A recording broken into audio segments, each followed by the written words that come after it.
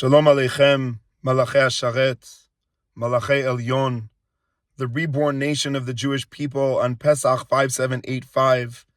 The learning should be for the refuah of all the cholim, for the atzlacha of all the chayalim, v'tikun kol haneshamot v'aguf.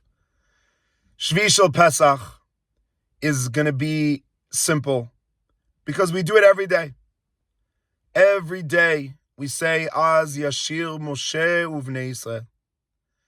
And so obviously the greatest question to ask ourselves on Shvi shel Pesach is, why is Shvi shel Pesach what became the daily experience of a Jewish person? What was so important about Shvi shel Pesach, about Kriyat Yam Suf, that we cannot have a day in the Jewish calendar, if it's Yom Kippur or Tisha B'Av, that we do not sing the song of Az Yashir? And maybe one of the answers is to understand the exact experience of Kriyat Yam Suf. Kriyat Yam Suf is saying the greatest question once we've been born, and we were all born at the Seder night. It wasn't just for the children, we were all children. Now that we've been born, we need to remind ourselves what's the next action. And the next action is a Brit Milah. I was zocha this year to be at a Brit Milah on the day of the Seder of Yonatan Rafael Glam, of Shain Michal's son. And you're standing there and asking yourself, the first action is a Brit Milah.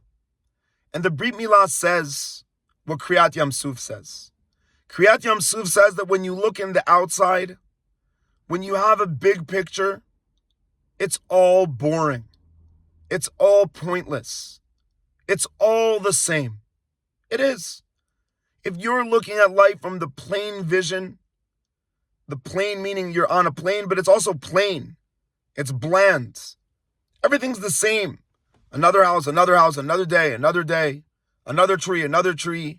another book. The Seder. When I'm looking on the surface of the ocean, there's no life. All I see is the same color. I don't see corals. I don't see Nemos. I don't even see Dories. I just see everything the same. And Hashem says, listen, this is the greatest danger. You've been born, you've left slavery. You've been given so much. And now you could become a person of apathy, a person of boringness that sees all the minor things as insignificant, the details as annoyances, the halakha as irrelevant. Everything is the same. What does it really matter? How, where, when, why? Kriyat Yam Suf tears the surface open and says that you need to realize that underneath the surface is where you're going to find life. That internally there is endless changes. Seder, externally the world looks the same, but internally it's never the same. All of us see that in the emotional development of the world, that every day, every hour, we feel different.